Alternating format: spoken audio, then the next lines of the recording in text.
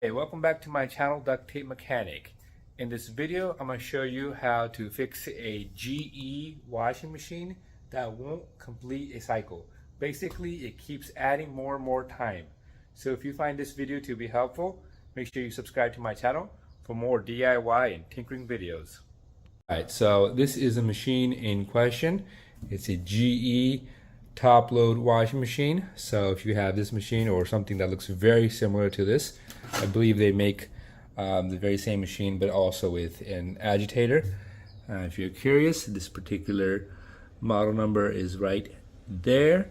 Yeah, so as I mentioned, this machine just goes about to, I want to say, the rinse. Drains out the water, and then it just adds more water, and then it adds more time as well, and it will just continue to do that, and it won't actually stop. So I'm going to show you what's going on. I'm going to briefly show a clip of that in action as well. So we're going to fix this thing. All right, so what's basically going on is that after the drain and rinse, it just begins to add more time. So it was about at 16 minutes. Now it's added another 15 minutes to it.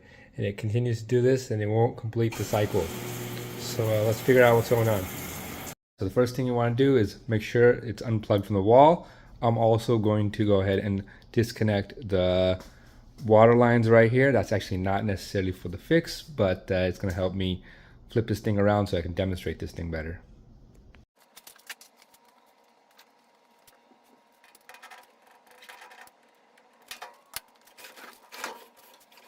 Alright, so basically what we're going to be doing is we're going to be replacing the main control board.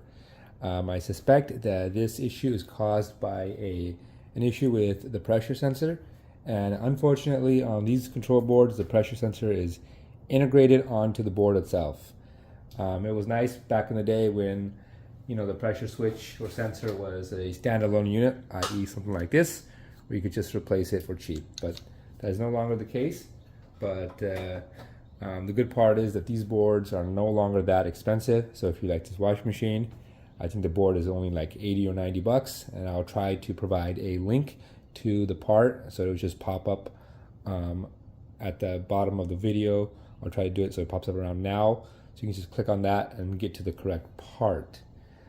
So if you like this machine for about 90 bucks or 100 bucks or something like that, you can get it back up and running. I would make that investment, but I'm going to show you how to get access to it. First thing we need to do is take off this metal piece right here. So it's 1, 2, 3, 4 screws.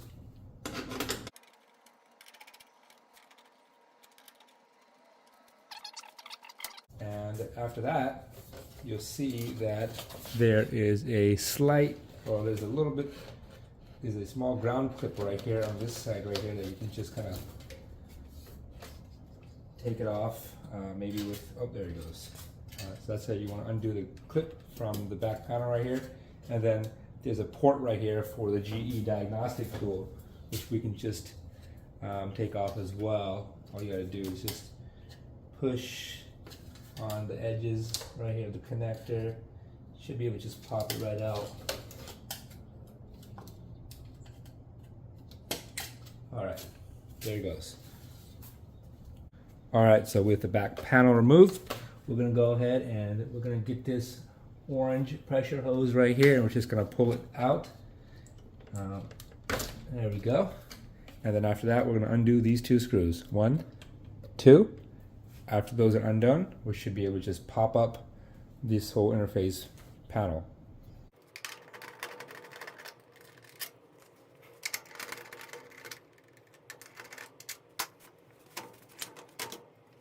Right, so this piece right here is the main control board, and that's what's causing this issue. On this, it's actually screwed right on to the interface board, so we don't have to worry about that part. But if you're curious of what the actual part number is, that is the part number to the main control board.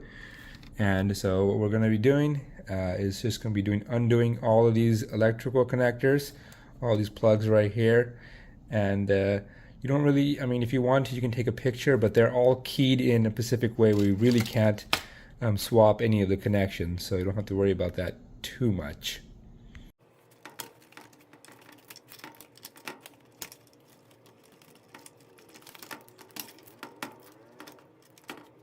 All right, so with all of the connections undone, we're just going to be undoing the screws that are around the perimeter of the control board, because like I said, it's screwed on to the interface board, and that should allow us to just pop it right up.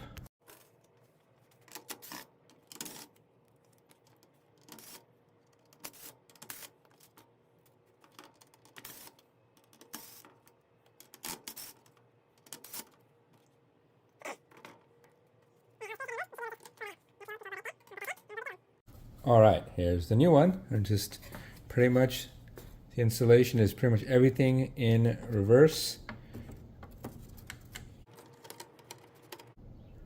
You'll notice that when you put in the control board, it's got to fit into this little key right here. So that plastic piece has got to go in, something like that, so it won't be able to move around while it's over there. And then you just put everything back.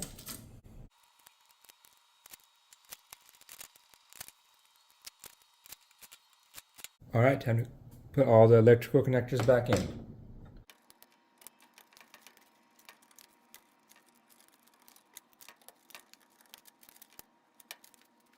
Put the console back into its spot.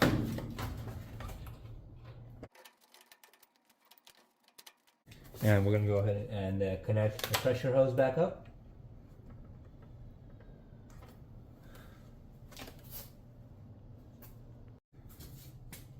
Put the ground on.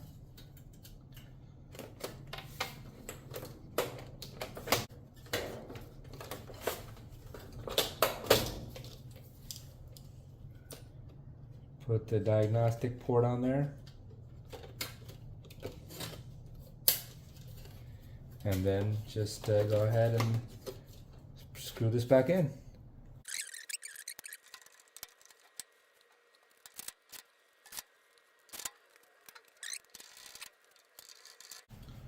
All right, it's time for a test run. All right, so this is the furthest we've gotten so far. We just swapped the control board.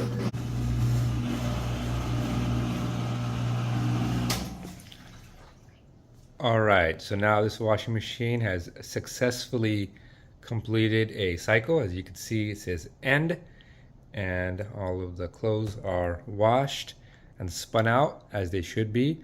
So that was indeed the fix to this issue. So if you found this video to be helpful, make sure you hit the thumbs up sign.